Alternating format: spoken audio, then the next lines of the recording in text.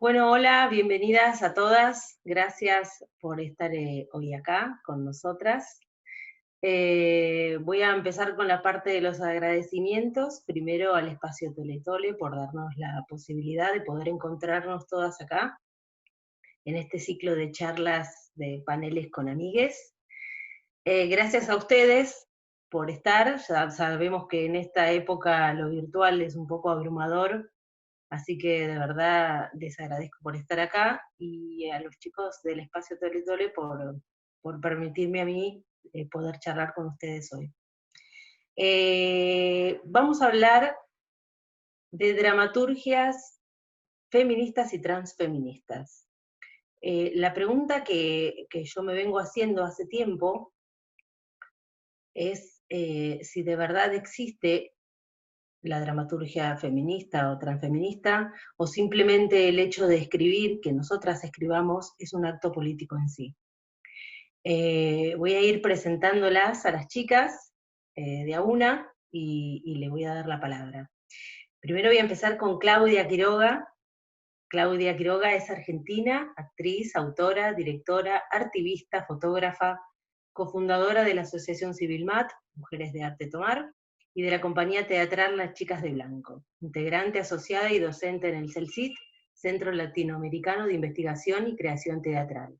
Profesora Nacional Superior de Expresión Corporal, equivalencia universitaria UYUNA, actriz egresada de la EMAD, coordinadora grupal, Cuerpo Grupo Psicodrama, Instituto de la Máscara, diplomatura en Géneros Políticos, Políticas y Participación de la UNGS, coach en artes, cursa la diplomatura en dramaturgia de la Facultad de Filosofía y Letras de la Universidad de Buenos Aires, UBA. Sus últimos trabajos son Los hilos de la memoria de Belén Torras, Algunas, Mujer y Memoria, Verde Violeta, Cuentos, Rosa del Desierto, Hambre de Higo, Grupo Las Enaguas de Junín, Esperanza de Yanina Rabino, Las Hermanas Lumiar de Mónica Chiesa, Escuece, Residencia Escuela Municipal de Teatro Pedro Escudero Morón, Peregrina, se traducirá y publicará en el 2020 en Grecia, Festival de Dramaturgia Femenina, Revuelta Poética Tertulia de Mujeres, 30 bosquejos de alturas, proyecto entre Argentina, Francia y Estados Unidos, autora del libro Rosa del Desierto, Teatro Urgente, Dramaturgia y Género, de escritura y dirección, está relacionada a derechos humanos, especialmente con temas vinculados a la visibilización de violencias y perspectivas de géneros en las artes escénicas, hacedora de una escena artística entrañablemente política y social. Claudia, bienvenida. Si podés, desactivar el micrófono. Gracias, Aida, gracias compañeras, compañeros de la sala y espacio Tole Tole. La verdad que una alegría estar aquí en medio de esta contingencia y sin embargo encontrándonos para charlar, que hoy antes en la previa hablábamos un poquito de cómo estábamos y me parece que dándonos el espacio para estas charlas que antes siempre se demoraban, o que ocurrían en colectivas. Acá junto a Cecilia somos parte también de la colectiva de autoras, en mi colectiva Mujeres de Arte Tomar. Vamos teniendo estas charlas, pero lo que está permitiendo la cuarentena es poder hacer estos intercambios, tramarnos. Estoy participando en algunas charlas así también virtuales con el resto de docentes del país, y la verdad que ahí vamos confrontando realmente cómo estamos. Un poco respondiendo a la primer premisa que vos despertaste recién, si hay una dramaturgia feminista, o si simplemente nuestro acto político de escribir. Yo creo que son todas esas cosas, que vamos, a medida que vamos avanzando y que vamos muchas de nosotras avanzando en la expansión de derechos, vamos teniendo conciencia de que es un acto político, pero al mismo tiempo que estamos expandiendo una escritura con perspectiva de género. Eso es lo que más me gusta a mí decir, que integra lo feminista también, pero la perspectiva de género nos permite un escenario más amplio, justamente, para la diversidad, y donde podemos encontrarnos con otro tipo de escrituras también, del género masculino cis, del género masculino como cada quien se autoperciba. O sea que es mucho más grande ese sentido, una dramaturgia con perspectiva de género. Pero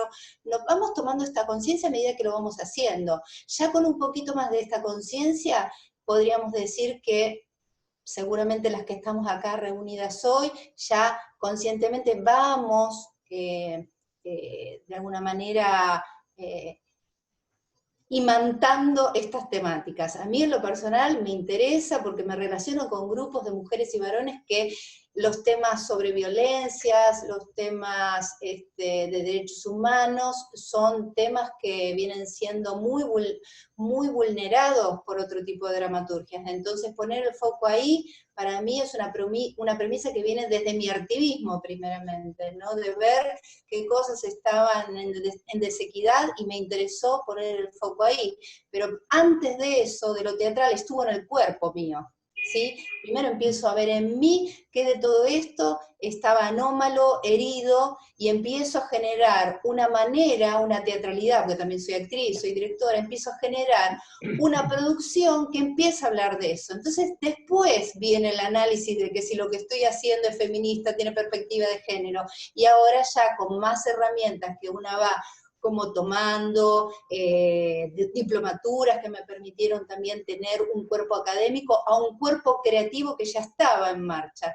Entonces yo creo que esa premisa que vos primero disparás es todo, y el cuerpo es político en el momento de escribir, y escribimos desde el cuerpo, eso estoy segura que escribimos desde el cuerpo, desde la experiencia, de la vivencia entrañable, dolorosa muchas veces, y que nos permite también ese cuerpo escuchar a otras compañeras, a otros compañeros que han, como vos, transitado un montón de situaciones que nos han puesto en lugares muy abiertos, muy precarios, y bueno, y el escuchar hace que seguramente las que escribimos nos abrimos la oreja todo el tiempo a ver qué se está diciendo, robamos una conversación, vemos prototipos de personas, escuchamos alguna historia que está pasando en la televisión, que está pasando en la calle, y nos vamos nutriendo de eso. Y se te va entrenando el oído de escuchar estas cosas, ¿no? Es muy raro que yo me siente a escribir una obra ahora que no tenga perspectiva de género, por ejemplo. Es muy raro, no me sale ya. Es como cuando decimos que te pones los anteojos violetas con el feminismo. Es raro que vean la vida de otra manera, ¿no? Claro, Entonces, lo que pasa es que a veces, cuando a veces hay gente que tal vez no está tan ligada a lo que nosotras hacemos y escuchan hablar de que hay una dramaturga feminista, se imaginan como de algunas temáticas puntuales que se habla cuando se habla de dramaturgia feminista.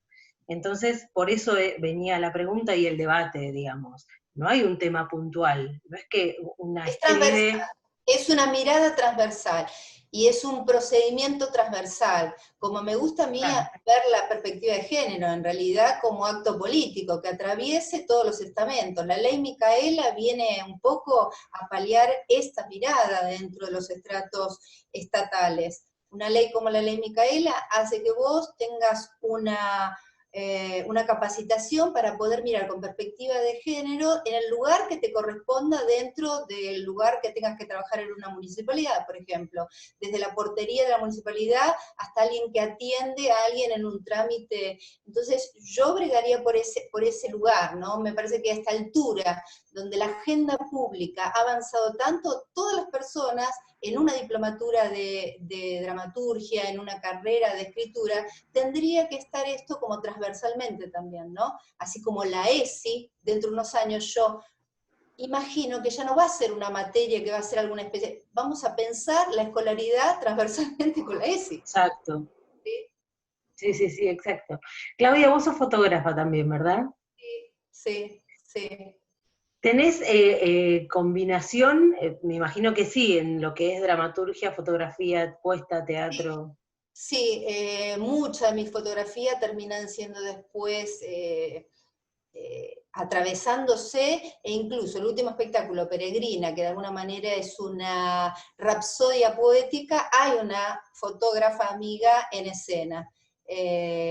con la que hemos compartido mucho activismo en las calles, que es Gabriela Manso, que es una gran fotógrafa de calle, colaboradora con un montón de medios periodísticos, y tuve que ingresarla porque justamente para mí la mirada fotográfica ya es parte de mi teatralidad, y siento que estoy en un momento muy ahí pasándome justamente a todo lo audiovisual, y donde creo que mi teatro va a ir y venir todo el tiempo con lo audiovisual.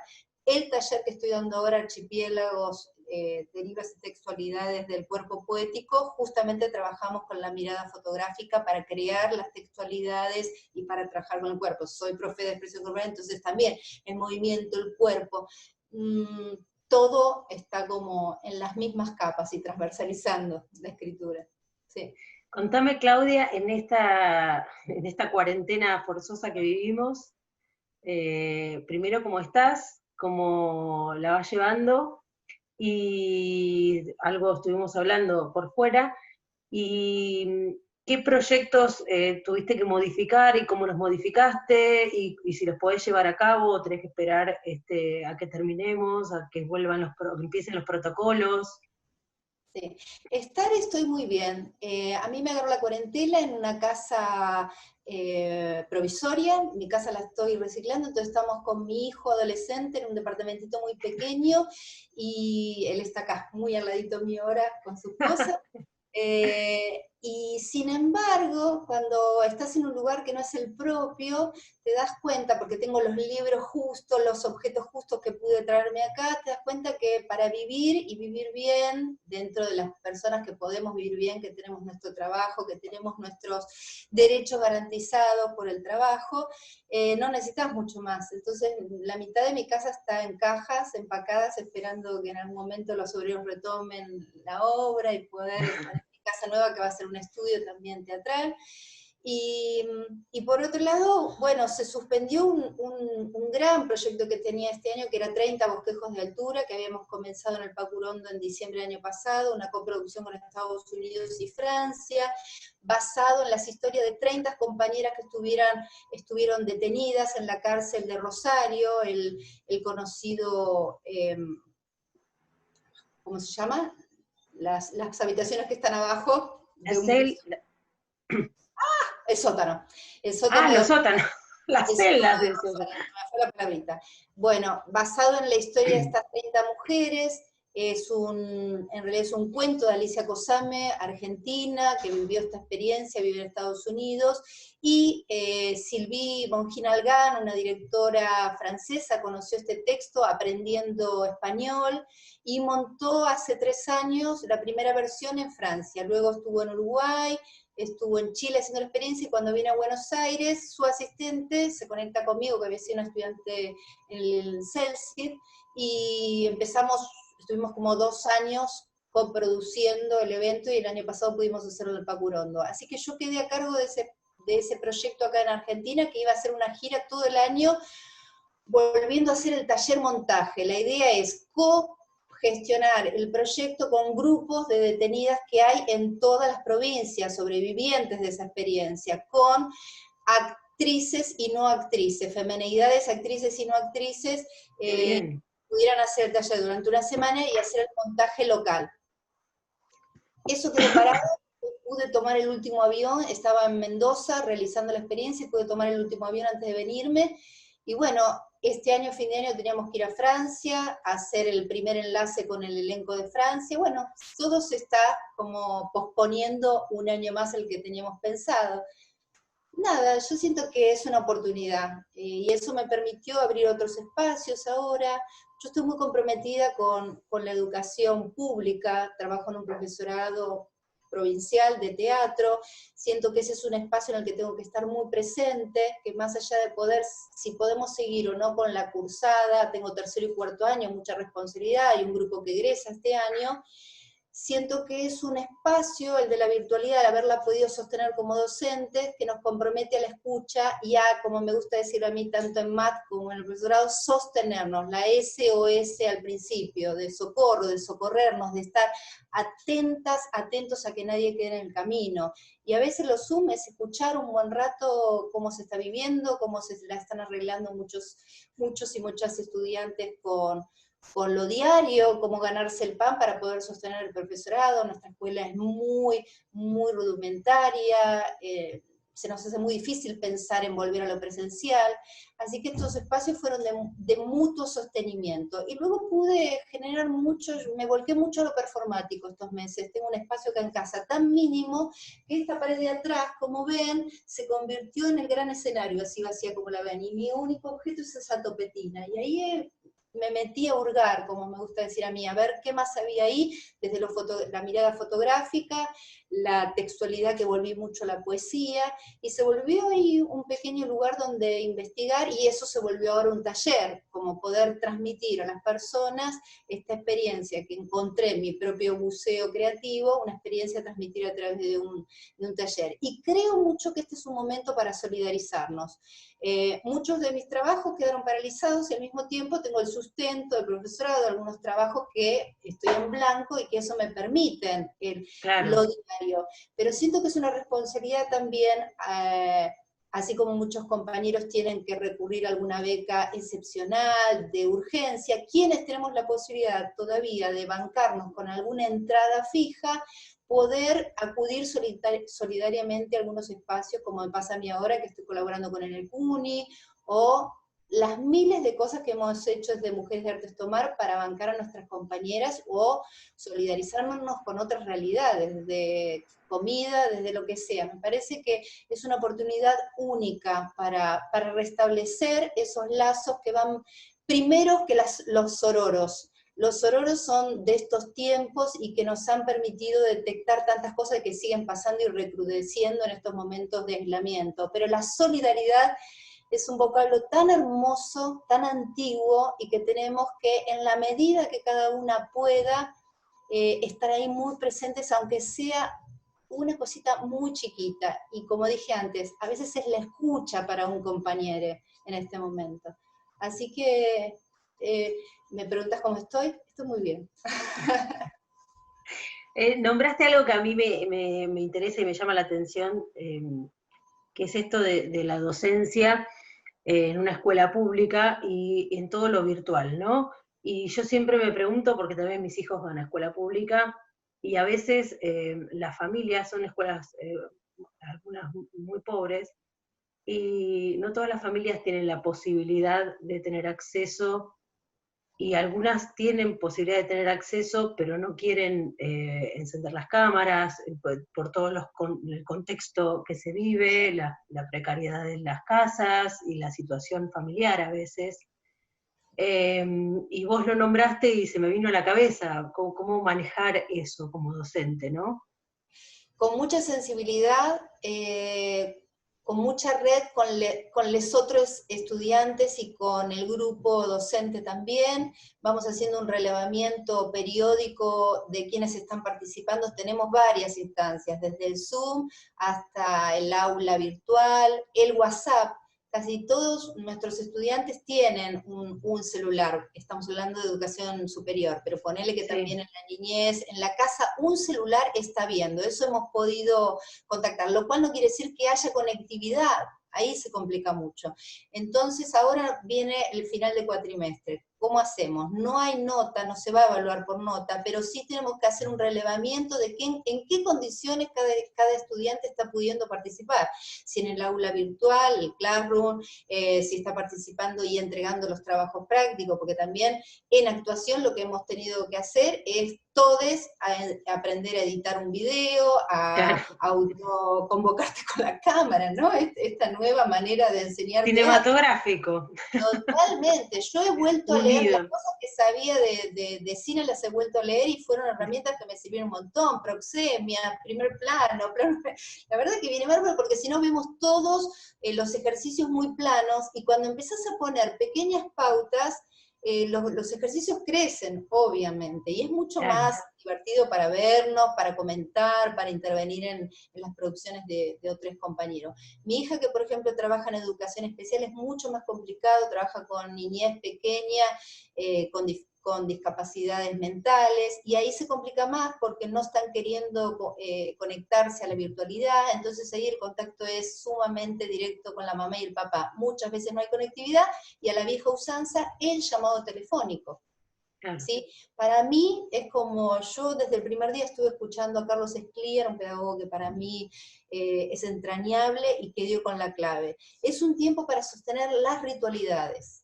Esto que estamos haciendo nosotras acá. Es una ritualidad, sostener el círculo, la charla, el intercambio. Y él brega para que estos tiempos, un poco Tonucci también lo está diciendo en sus charlas, poder volver al juego, a la filosofía y al arte.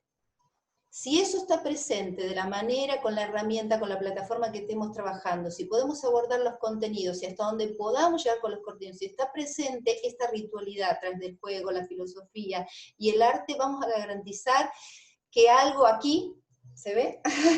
Pase, además de que aquí, ¿sí? Exacto, sí. Bueno, gracias, Claudia. Un placer escucharte hablar. Bueno, vamos a seguir con Natalia Zapacosta. Nati. Natalia Zapacosta vive acá en la ciudad de Buenos Aires, es actriz, directora y guionista. Estudió en el Conservatorio Nacional entre 1993 y el 1995. Luego comenzó la carrera de realizadora cinematográfica entre 1998 y 2009 y se formó en artes dramáticos con los docentes Raúl Florido, Rubén Pastoriza, Gabriel Molinelli, del Centro Cultural San Martín y del IF. Participó como actriz en cine y teatro y finalmente se dedicó a la dramaturgia de las comedias musicales Delirium Romanum y Delirium Romanum 2, y las obras Vidas sin reglas y La historia de mi histeria. Las últimas dos fueron estrenadas en el verano y en el otoño del 2019 por la Cooperativa de Arte Trans con la dirección de Natalia Zapacosta. En el 2017 creó el taller de comedia e improvisación que tuvo una excelente respuesta entre los talleres impulsados por la Cooperativa Arte Trans, que eran dictados en el Alfonsín Storni. Actualmente cuenta con su canal de YouTube Transaction Show. Hola Natalia, ¿cómo estás? ¿Cómo estás? Primero, pará, el canal es de la cooperativa, no es el mío, yo ahí Ah, no trabajo es nomás. tuyo. Ah, No, ok. no, no. Pensé que era una Pero cooperativa tuya, que habías... no, la cooperativa Arte Trans tiene ya 10, 11 años. 10 o 11 años, no me puedo acordar ahora, yo me sumé hace 3 años y estoy trabajando con las chicas desde, bueno, nada, desde casi desde el principio en esto, dando clases primero de dramaturgia, eh, que no funcionaron porque venían 5 personas. Cinco Este, es un montón igual.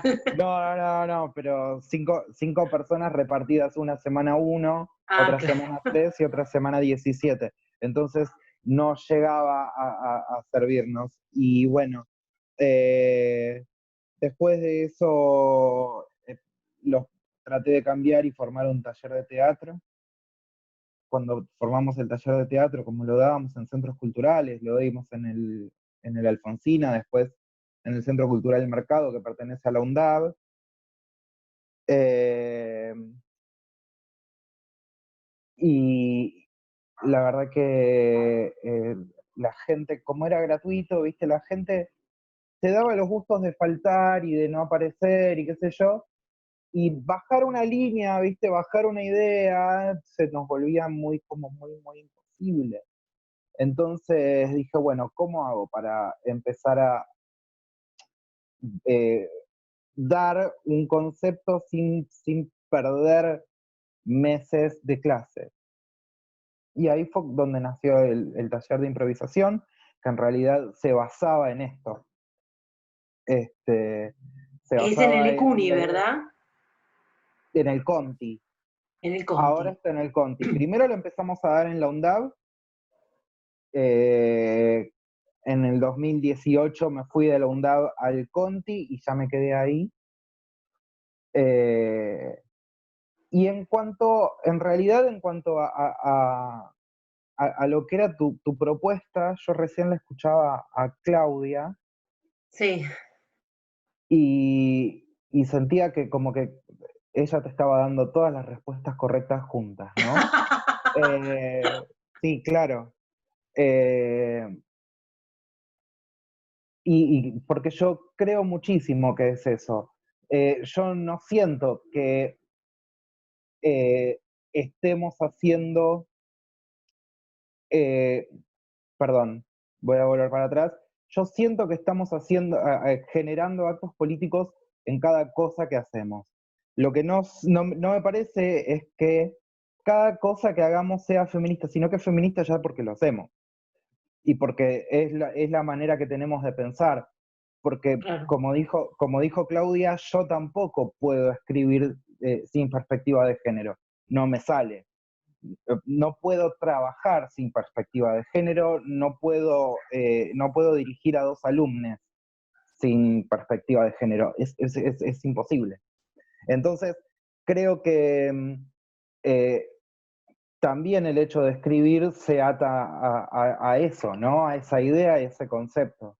El otro día estábamos hablando con un amigo que me decía, no sé si existe la literatura feminista, porque existe la literatura gay, es un género, obviamente cuando después empezamos a desandar esa idea, nos dimos cuenta que no tenía que ver con género, sino que tenía que ver con ideas y con conceptos.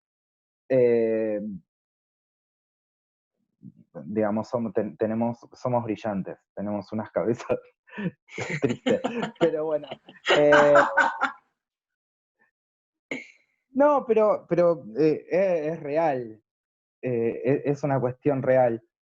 Y el otro, hace 3 semanas se estrenó la primera película con 3 protagonistas trans argentinas, que se llamó Bajo mi piel morena, que tiene a 3 amigas mías trabajando ahí. Justamente las 3 protagonistas son personas a las que yo quiero muchísimo.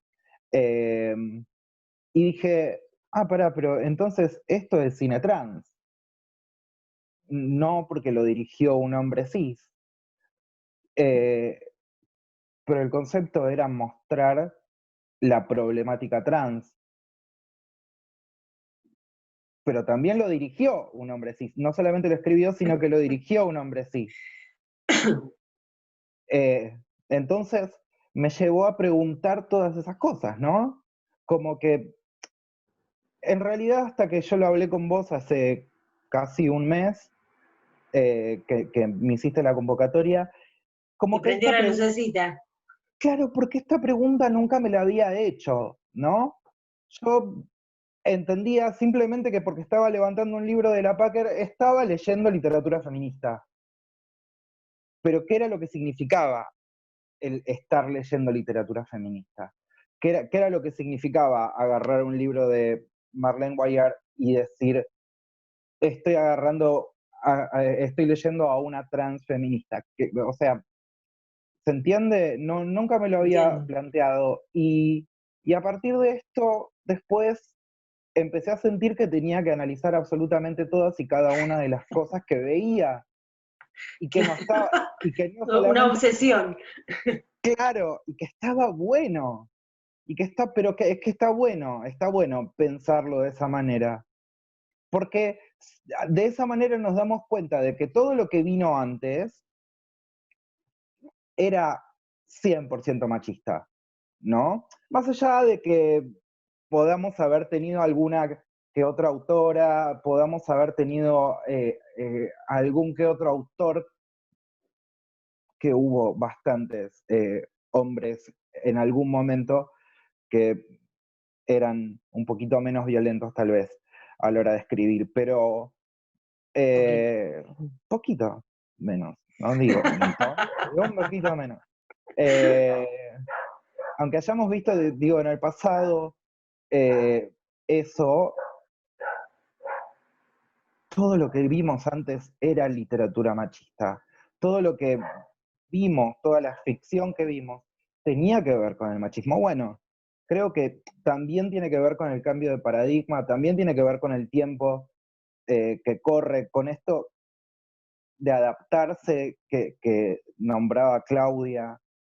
Eh, Creo que no existe ser humano sobre esta tierra que hoy por hoy, a, a 4 meses o 6 meses de detonada esta pandemia, no haya tenido que adaptarse a un nuevo medio de comunicación, a un nuevo medio de buscar el acercamiento a otra persona. Me parece que llegamos en un buen momento, entonces. El hecho de que esta última erupción del feminismo haya llegado hace unos cuantos años, me parece que ha llegado en un buen momento. Ha llegado en un momento en que las cabezas están un poquito más preparadas. No mucho, siguen habiendo bastantes babiechecopas, pero bueno. Sí, y lo que falta todavía, a veces me desespera eso. Sí. Nati, yo la otra vez veía una entrevista que te habían hecho en un vivo, y ahora que sacaste el tema de la película y que te movilizó el tema si era de temática trans o si existía la temática trans, etc. Hablaste o te preguntaron sobre una serie donde había más estaba más visibilizado a las travestis y a las trans, y te preguntaron si te sentías representada y habías dicho que no.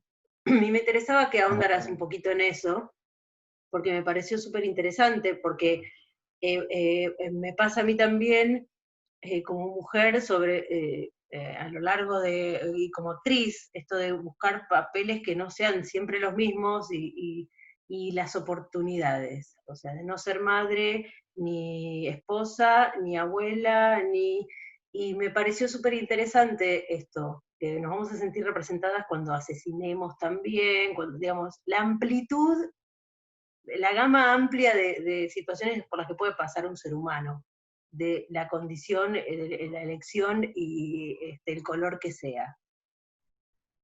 Mirá vos qué loco, el primer cuento que escribí post-transición, que cambié también el género de mis personajes, de repente mis personajes pasaron a ser femeninos y transfemeninos, pero primero fueron femeninos. Se llamaba Inconclusa, el perfil de una asesina. Era la idea de una asesina serial que empezaba a matar a través de las cosas que no se podían terminar. Y mataba al novio después de que a una serie la dejaban, le cortaban, se la levantaban, digamos.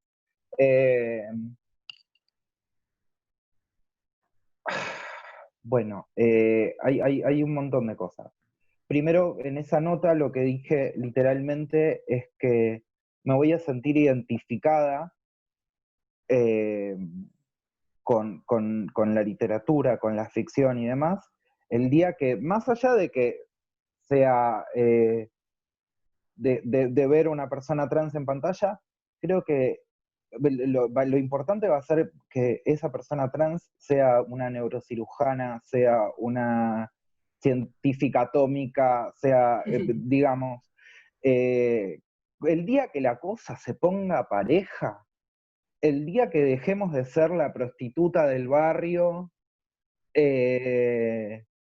la maestra de segundo grado que más no puede superar, viste, qué sé yo, yo trabajo en la Exesma y vos cruzás la calle, vas al, ¿cómo se llama? El centro de energía atómica que está ahí enfrente, Sí. y hay empleadas trans.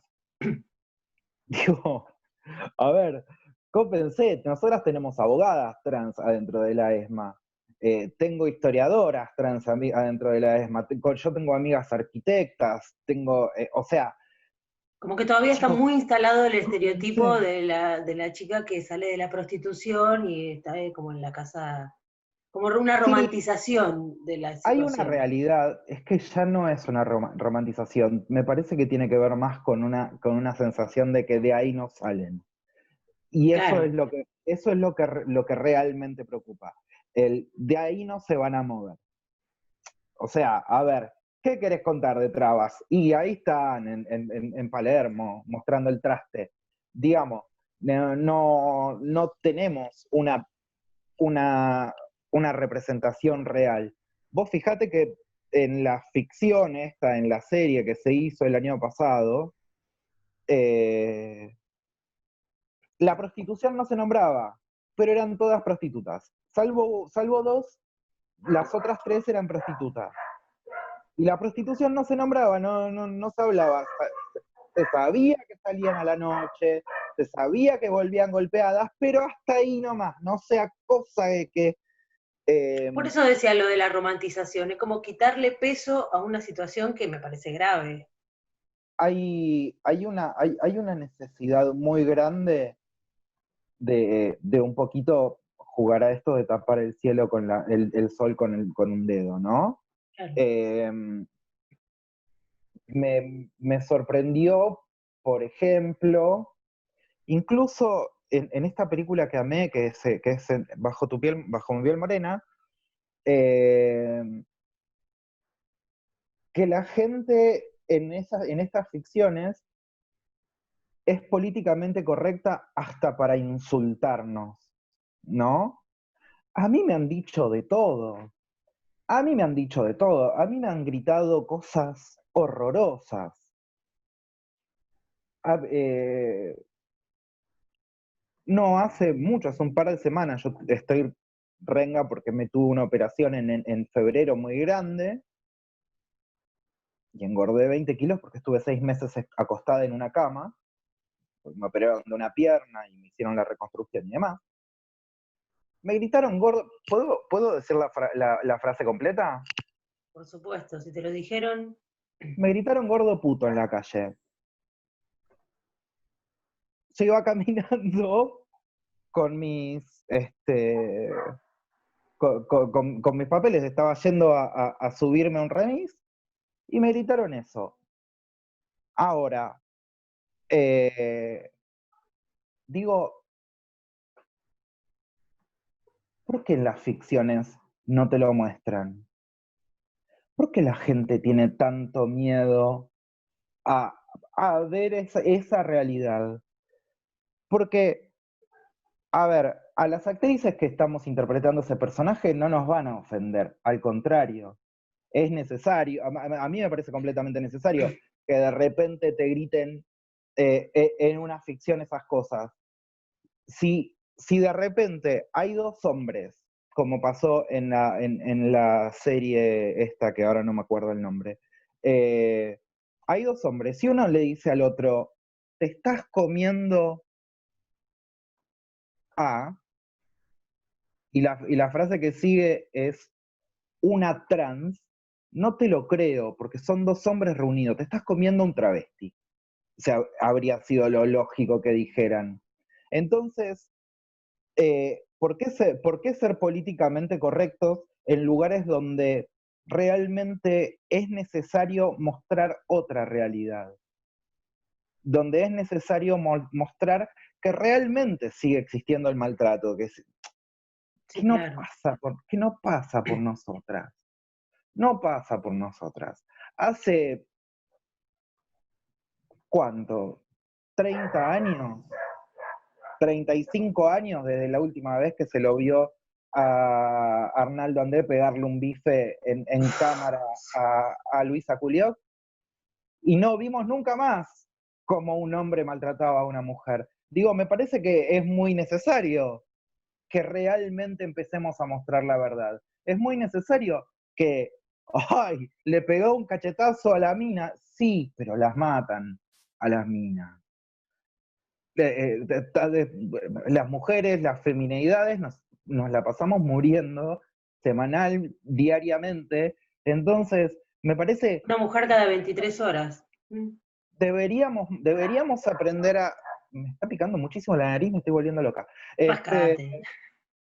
Deberíamos perderle el miedo a mostrar y a ver esas cosas, a mostrar realidades, a mostrar maltratos, me parece que sería súper importante y sería algo que haría que nos identifiquemos todas con lo que estamos viendo del otro lado de la pantalla. Eh, y es lo que desde mi lugar hago. Desde mi lugar lo hago muchísimo. Eh, yo soy una mina que no tiene pelos en la lengua a la hora de el juego, de la ficción y demás. No tengo problemas para eso. Tampoco tengo problemas cuando escribo. trato de reflejar una realidad un poquito más cruda que lo que refleja el común de la gente. Y la verdad que tengo amigas caricaturistas como Gabriela Binder, que también hace exactamente lo mismo y es brillante a la hora de transmitir ese tipo de cosas, transmitir la sexualidad, transmitir la naturaleza de la persona trans, el hombre, la mujer, de quien sea, porque en realidad de eso se trata también. No solamente las feminidades trans somos violentadas, ni la feminidad cis. Hoy por hoy el hombre trans también sufre lo mismo, solamente por ser un freak, porque eso, de última todavía eso es lo que somos. Nos aceptan un poquito más, estamos, no estamos tan vistas como lo estábamos en la década del 90, claramente, pero seguimos igual.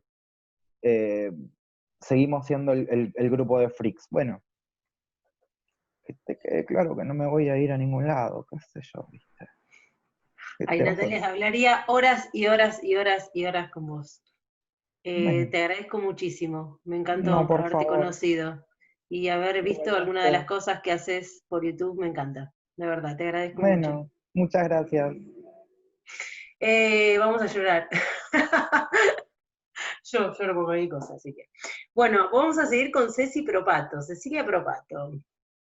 Ceci es una artista argentina de origen franco-italiana, es dramaturga, guionista, escritora, ensayista, directora de teatro, profesora especializada en artes combinadas, maestra de dramaturgia y guión y artista visual. Sus obras Romancito, La 45, El conejo es un animal doméstico, Diversión y Ella no contesta, Tríptico de mujeres, Pieza 27 y El fitito, entre muchas otras. Cuentan con premios nacionales e internacionales y han sido puestas en escena en Argentina y en el exterior. Ganó el concurso de teatro por la identidad en 2 oportunidades con la obra. Después pido disculpas si me equivoco, Ceci, en lo de Show y Pri y una tragedia urbana. A fin del año 2009 ganó la beca a la creación dramatúrgica de Iberescena en España, con la cual escribió su obra Ovidio y Victoria. Es autora y directora del díptico unipersonal Bildungsroman en el 2013 hasta la actualidad, y creadora de la experiencia teatral Querer ser feliz o tener poder, de la cual también es la autora de los 20 micromonólogos y directora puestista. Dicho espectáculo cuenta con el apoyo a la producción del Fondo Nacional de las Artes y fue declarado de interés cultural por el gobierno de la ciudad. En el 2019 estrenó como autora y directora Venus en microteatro. En el campo del cine y del video realizó una docuficción Cara, relato apócrifo con estructura de documental clásico sobre la historia de una cantante lírica. Fue seleccionado en el Festival Internacional de Cine de Mar del Plata en el 2005, dentro de la sección Vitrina Argentina, Nuevos Realizadores en Cine y Video, participó del Festival de Cine Underground en diciembre del 2005 y se presentó en el Espacio Inca, Kilómetro 1, en febrero del 2006. Es la guionista y la directora del corto Huerpa del 2019. Es docente en la ENERC, de la materia de dramaturgia, en la carrera de guión, también del área de extensión de la UBA, del Centro Cultural Rojas, del Borges y en el ISER, entre otras instituciones. Dicta cursos, clínicas, brinda conferencias a nivel nacional e internacional sobre dramaturgia y puesta en escena. Bien, Ceci.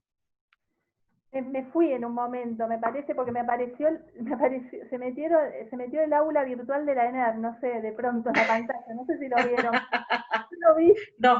No lo vi, estaba leyendo toda tu extensa trayectoria, Cecilia. Antes, mientras hablaba Nati, pero la seguía escuchando a ella y se metió un aula virtual.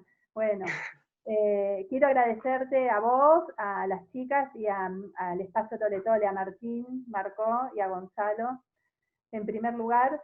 Bueno, no sé por dónde querés que empiece, muchas cosas. Bueno, primero empezamos hablando de esto porque se nos pasa volando la ahora. Hablando de esto, ¿a vos qué te parece? ¿En algún momento te habré escuchado hablar sobre dramaturgia feminista, si que existía, o si el hecho de escribir era el acto Sí, político sí. a mí me parece que, digamos, yo, bueno, empecé a enseñar dramaturgia desde muy chica a medida que me fui formando, ¿no? Porque estrené mi primera obra a los 21 años y fui viendo muchas cosas. Fui bastante víctima digamos, de la discriminación que es, digamos, sutil que hay, ¿no? Porque, por ejemplo, cuando la El primera vez... famoso techo de vidrio. Claro, exactamente. Viví muchas cosas y vi muchas cosas y leí bastante, no solo obras de acá, sino de afuera. Y a mí me parece que existe una dramaturgia escrita por mujeres y por aquellas que se perciben como mujeres.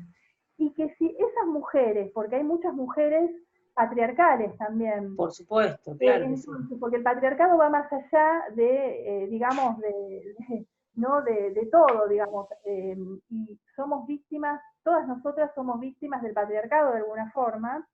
Me parece que hay dramaturgia escrita por mujeres, por aquellas que se perciben como mujeres, por chicas trans, y que esa dramaturgia puede ser feminista si la persona es feminista. Yo particularmente primero pienso en el arte. Yo escribo un poco lo que decía Natalia, yo soy bastante guarra para escribir, escribo de la cintura para abajo, no me importa mucho demasiado, yo creo que el arte no tiene que tener una finalidad educativa ni que modifica el arte a las personas por el hecho de producir, porque yo creo que todo lo que no se compra, lo que no se puede consumir y se puede crear, hace que el ser humano, la mujer, el hombre, las feminidades se desarrollen, ¿no? Digamos, estamos en una sociedad muy consumista que aparece esta idea de el consumir todo el tiempo y no el de producir. Y yo lo que hago todo el tiempo en mis clases es generar que produzcan las alumnas, los alumnos, las alumnas, que produzcan todo el tiempo. Porque la libertad tiene que ver con producir y no con comprar. Por otro lado, yo creo que hay algo de la estructura de la dramaturgia, más allá de los temas que se hablen, digamos, si leemos la historia de la dramaturgia, las mujeres servían la mesa. Ni hablar que, digamos, otras feminidades no están en la dramaturgia, ¿no? Digamos, si empezamos desde el principio del siglo hasta todo lo que nos dieron a leer, porque ojo que la educación es una forma de dominación. ¿Qué nos hacen leer? Todos varones. Y muchos de ellos son un gran porcentaje patriarcales. La bibliografía es masculina, ¿no? El maestro es hombre, el pope es hombre, la maestra es la de guardapolvo, no somos nosotras, ¿no? A mí me llamó mucho la atención una vez que Osvaldo Quiroga, que fue mi jefe en El Cronista, porque yo empecé como periodista, me invitó a su programa y me dijo maestra. Y digo, bueno, no sé, va a llover hoy durante 10 días. Porque la maestra es la de guardapolvo, porque la maestra es de primer grado. A mí me empezaron a decir maestra ahora, y una maestra joven, porque también esto, parece que tenemos que estar en agonía, cumplir 70, 80 años, y ahí recién nos reconocen. Entonces, una persona que se mete en el medio, que es joven, que piensa, y que es mujer, y si tiene otras feminidades, es combatida, digamos. Yo crecí con el combate, y yo combato, digamos. Ahora, me parece que hay algo de la dramaturgia, no es solo el tema. Si la mujer sirve la mesa y los hombres tienen los grandes monólogos, los varones, ahí está la falta de feminismo, ¿no? Digamos, yo cuando empezó la cuarentena, tenía Querer ser feliz o tener poder en cartel, me iba a ir a Cataluña a dirigir la versión a Cataluña, y iba a estrenar Grado Celsius. En Grado Celsius son todos hombres, pero hablan de una mujer. Y del derecho a la mujer a ser mala, porque otra cosa, nosotras no podemos ser malas, ¿no? Si somos malas, o sea, el hombre es malo y el varón es malo, hasta es algo atractivo, nosotros no podemos ser malas, ¿no? O sea, como que, y hay un derecho que también es feminista a que la mujer sea mala también, que sea perversa en las obras, pero que tenga lugar. Si una mujer o una feminidad tiene monólogos, tiene un desarrollo, tiene lugar en una obra, esa es una obra feminista. Porque para mí lo no feminista es la invisibilidad. nos han invisibilizado por siglos, no mencionándonos. Entonces, si una mujer sirve la mesa y el hombre, el varón, es el inteligente, que tiene monólogos, ¿no? Como Galileo Galilei de Brecht, todo bien con Brecht, la distanciación y todo, pero los monólogos los tienen los tipos. Entonces Sí, claro. ahí está el problema, más que el tema. Porque el tema, o sea, yo no quiero que me enseñen a lavar los dientes en el teatro, ni tampoco que me enseñen a ser feminista o transfeminista todos los días, digamos, en las actitudes todos los días, digamos. Entonces, si yo soy feminista, voy a escribir obras feministas. Y tiene que ver mucho con la cultura, digamos. Digamos, la gente no lee. Y históricamente, en la antigua Grecia, el amor ideal era entre hombres. La mujer estaba totalmente invisibilizada, organizaba la casa. Y obviamente había una supremacía de ellos. El teatro actuaban hombres vestidos de mujer, ahí empieza el travestismo. ¿Qué piensan? ¿Que es algo de ahora? O sea, es una falta de cultura impresionante, histórica. Digamos, es como que tienen que empezar a leer cómo fue la historia, digamos, no es algo. Lo que pasa es que para mí el problema es el tema del poder. ¿Qué pasa cuando alguien que no es un varón patriarcal ocupa un lugar? Y ese es el problema. ¿Qué pasa cuando si cobras el mismo sueldo que cobra el varón? ¿No? Porque todas nosotras pagamos los impuestos, pero ellos son los reyes, digamos, si vos vas a todos los lugares, porque ojo con una cuestión que es más sutil para mí. Bueno, vení que si hagamos paridad, pero después el otro termina cobrando más, o el otro termina teniendo más lugar. A mí me parece que es algo de base, que hay que hacer una igualdad en la cultura, en una ley de igualdad, pero que hay algo de base que es algo que tiene en el mundo ganado. Y eso tiene que ver también con las construcciones que nosotras tenemos que empezar a hacer. Si una mujer tiene un lugar, un protagonismo en una obra, esa obra, obviamente, salvo que la obra tenga problemas ideológicos profundos, esa obra empieza a ser feminista. Porque el problema nuestro es la invisibilización. ¿Cuántos filósofos estudiamos nosotras? Kant, Descartes, Deleuze, Foucault, que me encanta, pero es un tipo. Sin embargo, dicen que la esposa de Pitágoras le escribía las cosas a Pitágoras, hoy se está poniendo en tela de juicio con documentos, con pruebas, que Shakespeare haya escrito todas las obras, ¿no? O sea, Otelo, como dice Diana Raslovich, no la escribió un varón, la escribió una mujer esa obra, porque es una obra que habla de los derechos, de un montón de cosas. Entonces, me parece que tiene que ver con el lugar que tenemos, y también con la posibilidad de equivocarnos. En cualquier trabajo, una mujer o una persona que se percibe como mujer no se puede equivocar. Los hombres se pueden equivocar. Tiene que ver con como aceptar, con una aceptación tiene que ver por un lado, ¿no? Y a mí me parece que ahí sí hay una dramaturgia feminista cuando hay un lugar en la dramaturgia de que no sea el lugar del varón patriarcal, porque si ustedes leen cualquier obra, pónganse a leer obras y analizarlo desde este punto de vista, es tremendo, ¿no? Inclusive, igual hubo autoras que intentaron contar otra cosa, como Susana Torres Molina, que justo le voy a hacer una entrevista por el link de la colectiva, o Roma Mayé, que se fue a vivir a Europa después.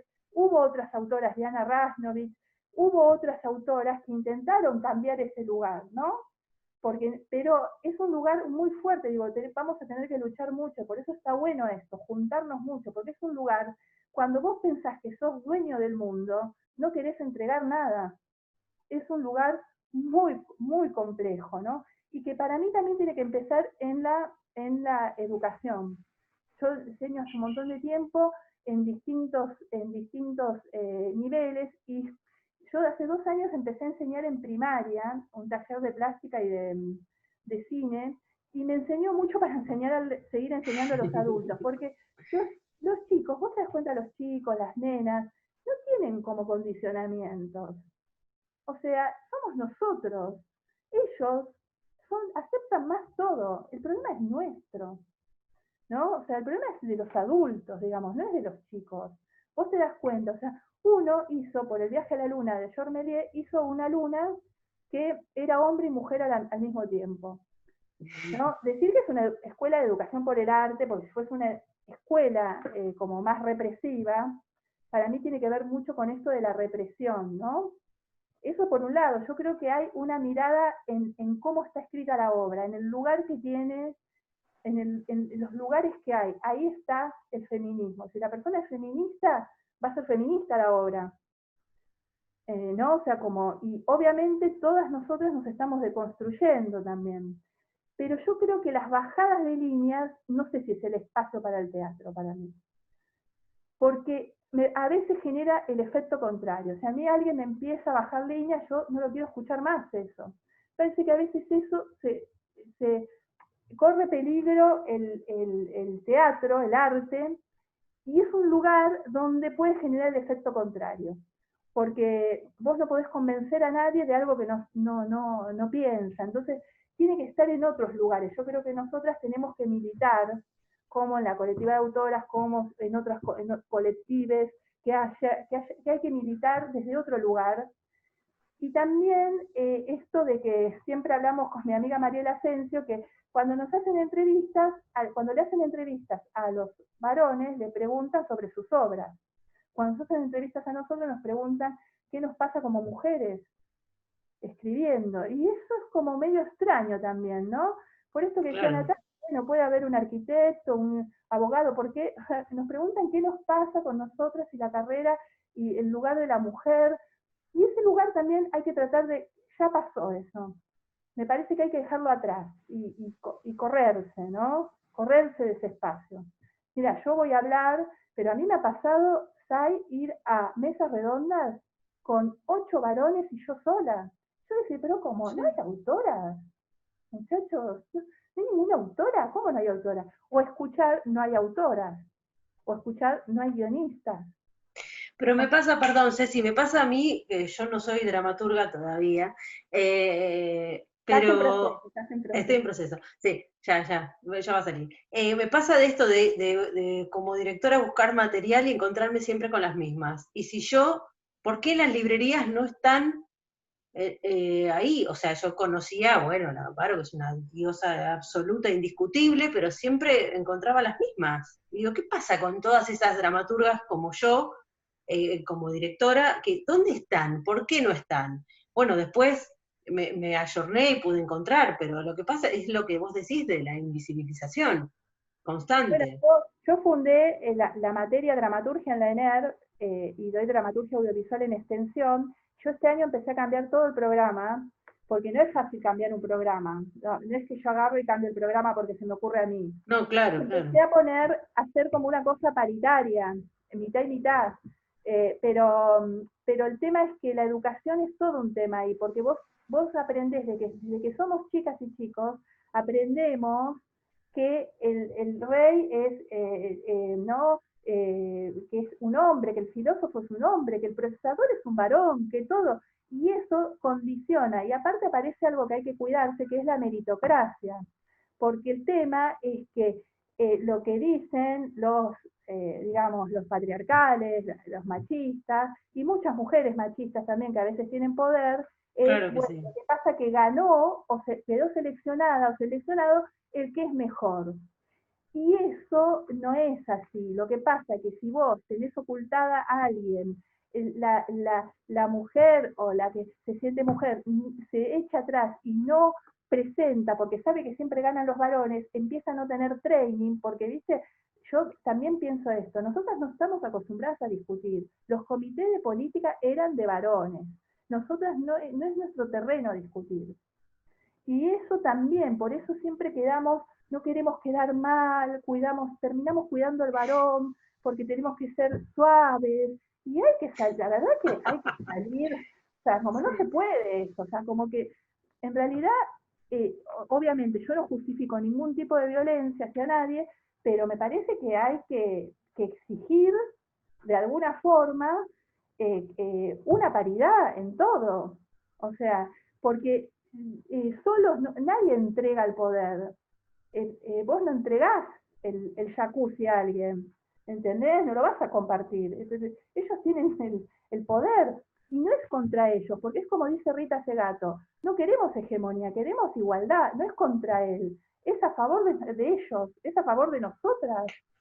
de todas, ¿no? O sea, como que me parece que es eso. Entonces, es un trabajo que hay que hacerlo muy profundamente en todos los ámbitos, y el tema de que tenemos derecho a equivocarnos, porque si vos decís, una mujer no puede ser plomera, y bueno, pero ¿cuántos caños arregló? ¿Cuántos? Pues si eso le dijimos... No, claro, la práctica hace a la maestra. Claro. O los dichos, ¿viste? Esa mina, qué mal que maneja.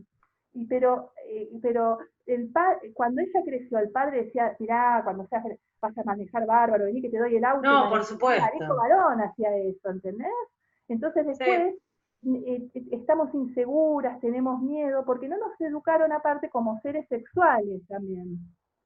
Entonces eso es todo un tema, ¿no? Porque nosotras tenemos que esperar que nos elijan otros. No podemos ir. Es todo un problema que es muy grande, que hay que empezar a separar por dónde viene cada problema, y que hay que empezar a trabajar. O sea, ya estamos trabajando, pero que es muy complejo, ¿entendés? Es muy complejo. Sí. Y la violencia tiene que ver, yo creo que cada vez hay más violencia, que nos queman, nos matan, y todo eso tiene que ver porque no quieren ceder ese lugar. ¿Entendés? Sí, desde chicas, chiques, sos una tarada, esto no lo vas a poder hacer. Sí, obvio, es algo que viene más. Claro. Te agradezco muchísimo, Ceci. Vamos a pasar, gracias, te escucharía hablar horas y horas y horas, ese espíritu combativo que tanto me gusta. Vamos a pasar ahora a Daniela Martín. Daniela Martín es de Córdoba, se dedica a la dirección, dramaturgia, investigación, docencia teatral, es doctora en artes, especialidad teatro. Lleva adelante Convención Teatro, pusieron 2 espectáculos griegos en el 2007, a final de todas las cosas en el 2008, y Con la sangre de todos nosotros en el 2009, pertenecientes al proyecto de versión libre de la Orestiada de Esquilo. Quien quiera que seas, del 2010.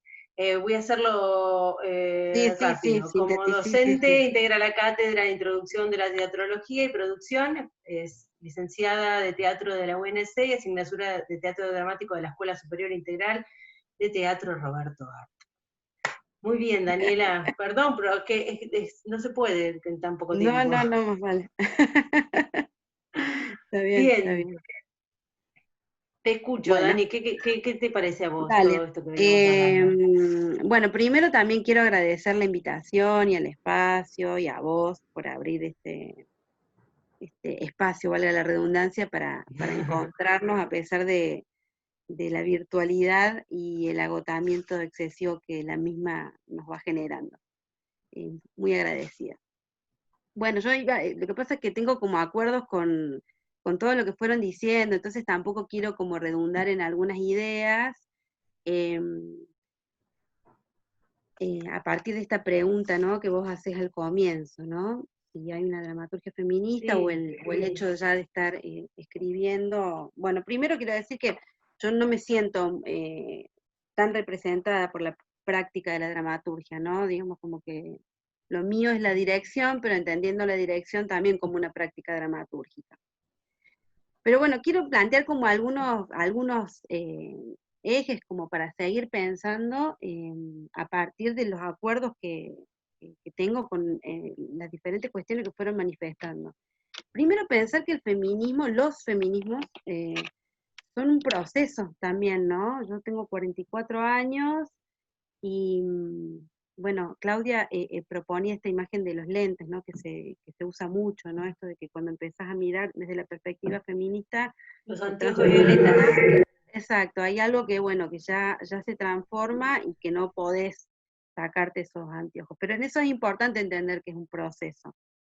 Yo a una de las colectivas que pertenezco es Bordamos por la Paz Córdoba, que es una colectiva que nace como una réplica de un grupo mexicano, en el cual ese grupo lo que hacen es bordar los casos de asesinato a raíz del narcotráfico en México, ¿no? Entonces, lo que ese grupo dice es, no son estadísticas, son casos, son historias de vida. Entonces, en cada pañuelo se borda un caso de asesinato, y esa práctica, la práctica del bordado es muy íntima, muy de adentro de la casa, se hace en espacios públicos, y esos pañuelos se cuelgan en espacios públicos. Entonces, en Córdoba, con unas compañeras empezamos a traer esa idea acá. Primero empezamos bordando, bueno, los casos de asesinatos mexicanos, y luego seguimos con nietos y nietas desaparecidos, apropiados en la última dictadura, y después seguimos con femicidios, transfemicidios y travesticidios. ¿Y qué pasa ahí? Es muy interesante cuando empezamos a abordar femicidios, ¿no? Que yo me acuerdo mucho de que lo que me pasó físicamente en el cuerpo cuando empiezo a abordar el primer caso, ¿no? Que es que bordando, en ese tiempo silencioso, íntimo, para adentro, empiezo a recordar. Empiezo a recordar violencias que atravesé yo, que atravesó mi mamá, de toda la vida. Entonces, esa experiencia tan chiquitita y tan inmensa fue como ponerme esos anteojos, ¿no? Entonces, también entender el acercamiento a los feminismos, a las lecturas, las ideas, las discusiones, como un proceso en el que tenés que desarmar un montón de capas de tu propia historia personal. Y ese proceso te lleva a cuestionarte un montón de tus prácticas artísticas en este caso, ¿no? Entonces, para pensar si hay una dramaturgia feminista, yo, por ejemplo, primero empezaría preguntando qué hacemos con la idea del autor, y no ya si es hombre, mujer o la identidad que sea, sino qué hacemos con todos los sentidos que se le atribuyen a la idea del autor como quien domina el saber sobre una obra, el que la tiene re clara, ¿no? Que la sabe más que el resto del grupo, ¿no? Entonces, son tantas las preguntas que hay que empezar a hacer, que no solo tienen que ver con que si la historia que contamos es feminista o no, sino con cómo están organizados los roles dentro de las prácticas teatrales. Pensemos que cuando nace el oficio, digamos, la profesión de la dirección, está asociada el director, y el director hombre, aparte, ¿no? Con esa triada de maestros que fue Stanislavski, etcétera. Bueno, lo que hacen es llevar a escena la palabra del autor. Entonces, la actuación y la dirección está en función de esa idea tutora, regente, poderosa y pesada. Bueno, el lema de Argentores es: no hay teatro sin autor. Y eso, estamos en el 2020 y eso sigue vigente, esa idea sigue vigente. Entonces, si hay una dramaturgia que sigue reproduciendo esa idea, antes de preguntarnos si la dramaturgia es feminista o no, tenemos que preguntarnos qué hacernos con esas ideas que todavía están en relación al saber más que el resto del equipo que se organiza alrededor del autor, ¿no? Eso es, por ejemplo, ¿Se me escucha bien? Porque me veo medio trabada. Perfecto, perfecto, se te oye perfecto. Bien, entonces me fui tomando notas, por eso tengo acá mientras iban hablando iba tomando notas, así que las voy a ir chusmeando, ¿no? Entonces me parece, por ejemplo, que ya desarmar esa idea es todo un trabajo súper interesante, y empezar a multiplicar la idea de dramaturgia, porque dramaturgia no es solo la que hace quien escribe, ¿no? Esta figura histórica del dramaturgo de gabinete, como se le llama, ¿no? Sino que si la dramaturgia es un trabajo compositivo que une, que hila sentidos, dramaturgia hacemos todos los que estamos implicados en la construcción de un hecho artístico, ¿cierto? Y ahí hay no un saber superior sobre el otro, sino lo que hay es una trama de saberes que se ponen en función de eso que estoy contando. A mí ese desmontaje de esa idea del dramaturgo me parece fundamental para empezar, porque si el patriarcado lo que es un sistema que oprime a unos sobre otros, bueno, lo que tenemos que hacer es empezar a desarmar esas opresiones que tienen que ver, como dice Ceci, sí, como el sistema vertical, digamos. el sistema verticalista, etcétera, que tiene que ver también con el problema de la visibilización, pero tiene que ver también con, bueno, siempre que se va a hacer un estreno, la entrevista se le hace al director o a la directora, como si los actores y las actrices, escenógrafos y escenógrafos, no pudieran hablar sobre la obra, ¿no? Bueno, ese sistema, para mí, hay que poner una bomba a ese sistema, porque ese sistema es una forma de reproducción de jerarquías verticalistas, como vos decís recién, Zaida, ¿no?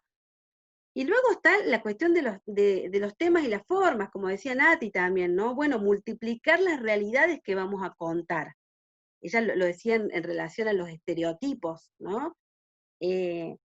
Pero ¿cuántas obras vemos sobre parejas heteros y sus conflictos maritales?